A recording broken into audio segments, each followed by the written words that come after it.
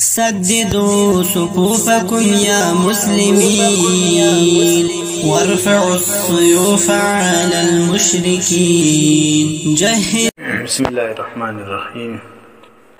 دین اسلام ته تر ټولو زیات نقصان دا جمهوریت رسولی دی، او دا جمهوریت داسې فتنه ده چې په ټولو اسلامي ممالک کې دې سرایت کړی دی. جمهوریت د خپل مقاصد او د فلسفې او د اصل وظیفه اعتبار سره دا د خلافت د نظریه بالکل ضد ده، او دا چې نن انګریز دا کوشش کوي چې دا جمهوریت په اسلامي ممالک کې تاسو سوچ وکړئ چې دوی ولې پر دې باندې زور لګوي. دا اصل وجه دا ده چې جمهوریت چې کوم دی دا د اسلام جړې پرې کوي. چې کوم ملک جمهوریت جاری سلو هغه ملک بیا د اسلام نظام صحیح نافذول دا ناممکن شی دی. جمهوریت کې د غیر الله یعنی د عوامو د حاکمیت خبره وي، او په خلافت کې چې کوم دی هغه حاکمیت اعلی د الله دی. نو دا څونه سره ضد دي؟ جمهوریت کې د عوامو د حاکمیت خبره ده، او په خلافت کې د الله د حاکمیت خبره ده. او انګریز زور پر جمهوریت په دا وجه لګي چې اسلامي مملکتو کې جمهوریت نافذ سي نو د عوامو حاکمیت به وي. نوم به د اسلامي ځکه اسلامي جمهوریه، نوم به د اسلامي، خلک به خوشحاله چې د اسلام دی، نه به اسلامي نه به جمهوریت وي. جمهوریت څه ته وایي؟ آسان الفاظو کې تعریف دا دی، جمهوریت دا دی د عوامو حکومت د عوامو په ذریعه باندې د عوام دپاره قایمول. د عوامو حکومت د عوامو په ذریعه باندې د عوامو د فایدې دپاره قایمول. د جمهوریت رکن اعظم چې کوم دی هغه دا دی چې د عوامو حاکمیت به وي. عوام به حکومت کوي، عوام به خپل نمایندگان منتخبوي، دغه منتخب نمایندگان به بیا حکومت کوي. بیا چې سره کم قانون دی جوړي، که هغه د حلال وي که د حرام وي، که جایز وي که ناجایز وي، بیا که دی زنا جایز کوي که قرآن نافذوي، خو دغه چیش وي د عوامو منتخب نمایندگان به دا فیصله کوي. دا اختیار د عوامو نمایندگان ته ورکول دا د اسلام جړې پرې کول دي.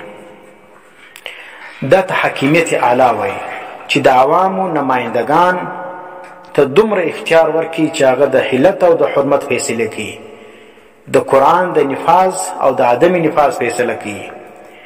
دا وایي چې دغه قانون جاری کا دا مه جاری کوه. قرآن به د قرآن او سنت به د ملک آیین وي یا به نه وي. دغه چې اوس موږ وایو چې زموږ آیین اسلامي دی، په دې کې دا دفعه شامله ده چې د قرآن او سنت خلاف به قانون نه جوړیږي. نو دا ټیک ده، آیین چې کوم دی هغه خدای اسلامي کوي، لیکن د عوامو حاکمیت اوس نه دی ختم شوی. حاکمیت اعلی اوس هم په دې ملک کې د عوامو ده دی. عوامي نمایندگان چې کوم دي هغو دا فیصله وکړه چې قرآن او سنت به د دې ملک قانون وي. په دې حیثیت نه چې الله ویلی دی چې دغه قرآن او سنت به د دې ملک قانون وي.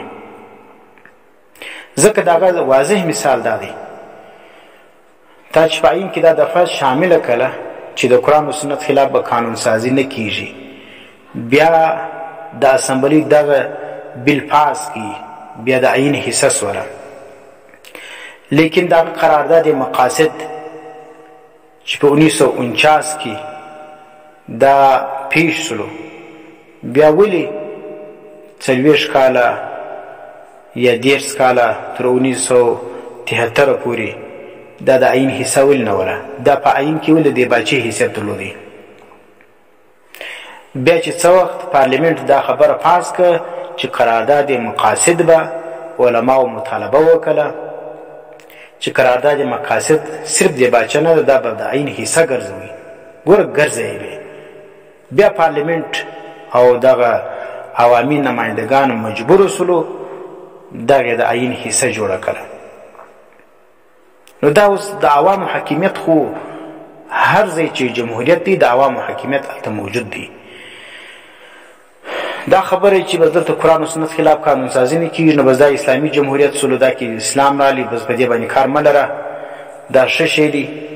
جلا خبره ده چې زموږ علما مجبور دي هغه دا کار په هغه رقم نشي کولی. د مجبوري تحت د نظام لاندې لګیا دي خپل وس و طاقت یې د هغه دی چې په دغه طریقه باندې اسلام یا مسلمانان یا هغه دی بچاو کړي او د دې دا خواهش دی چې په دغه طریقه باندې به اسلام راسي. لیکن زموږ د اکابرو د مفتیانو جید علماو دا رایه ده چې په دې طریقه باندې اسلام تر قیامته پورې نشي راتللی. لیکن موږ دې ته چونکې کفر نه وایو لیکن دغه نظام چې کوم دی دا نجس نظام بولو دا خبیث نظام بولو دا د جعلي نظام بولو دا شیطانی نظام بولو دا د خلافت په ضد کې راوتلی نظام بولو دا د اسلام جړې په دې باندې کاټیږي. نو په دې وجه باندې موږ د علماو څخه دا خواست دی د نظام د دفاع دپاره ډېرې هڅې مه کوئ ډېر کوششونه مه کوئ. په دې نظام کې چې کوم دی هغه نجاستونه ډېر دي. اوس جمهوریت څه ته وایي؟ جمهور خو په اسلام کې ولو د جمهوریت دا یې تورې په ټول اسلام کې نشته. د نبی علیه السلام د ژوند څخه ونیسئ بیا د خلفای راشدینو تابعینو تبع تابعین د تاریخ دا ټول راواخه د جمهور تورې شته لیکن جمهوریت نشته کې د جمهوریت تورې به د ټول اسلام کې نشته او موږ بیا وایو دا اسلامي جمهوریت دی. نو چې د یو شي لفظ په ټول اسلام کې نشته په ټول ډکشنري د اسلام کې نشته هغه څنګه اسلامي کیږي؟ دغه جمهوریت چې کوم دی مغربي جمهوریت چې موږ دا غلط شي دا کفر دی. تاسو وګورئ چې دا په اسلامي ممالک کې جاری دی کوم جمهوریت آیا دغه د مغربي جمهوریت هغه ارکان دا په اسلامي ممالک موجود دي که نه دي موجوده؟ موږ فتواوې نه پر لګو. مغربي جمهوریت 15 غټ ارکان لري. اول رکن دا دی چې په مغربي جمهوریت کې بالغ رایدهي چې ورته وایي په دې کې ټول چې کوم دی هغه برابر دي سره نر و ښځه چې بالغ وي بس رای ورکوی شي. د نر و د ښځې رای برابر د جنسي مساوات چې ورته وایي دا د مغربي جمهوریت اهم رکن دی. معنی په مغربي ممالک کې نر و ښځه دا دواړه رای چې کوم دی هغه علی سویه ورکوی شي. دویم د هر یوه د ووټ یو قیمت دی. یو نر یو ښځه د دې دواړو ووټ چې دا برابر دي دا په مغربي جمهوریت کې. دا دوه. نمبر 3 په مغربي جمهوریت کې دا دی چې د نمایندګۍ دپاره دی درخواست ورکوي چې ما وټاکه ما نماینده که زه وزارت غواړم. دا 3 سلو. څلورم دا دی مغربي جمهوریت کې سیاسي پارټیانو وجود. جمهوریت بنیاد پر دا شی باندې چې پارټیانې به موجود دي. چې پارټیانې نه جمهوریت نشته. د په دغه وجه باندې دغه پارټیانې ورکړي دي یا په دې نظام کې دغه شی د نظام یې دا شانس جوړ کړي چې په دې کې اختلاف موجود وي. وینې او مسلمانان ته دغه نظام په دغه وجه ورکوي چې 80 جنډیان دي 80 سربراهان دي او دا به هر یو د بل څخه سرول کیږي او بیا به دغه ملک څه دی دا به دی دخکي. دومره سخت اختلافات وي په پارټیانو کې چې یو به د قوم په نامه باندې کې یو به د اسلام په نامه باندې کې یو به د چیش په نامه باندې کې یو به د چیش په نامه باندې کې. په قومیت کې وګوره په پښتنو کې څو پارټیانې دي. اسلام راواخلي اسلام په نامه باندې څو پارټیانې دي. وینې دا رقم د صوبو د حقوقو دپاره څو پارټیانې دي.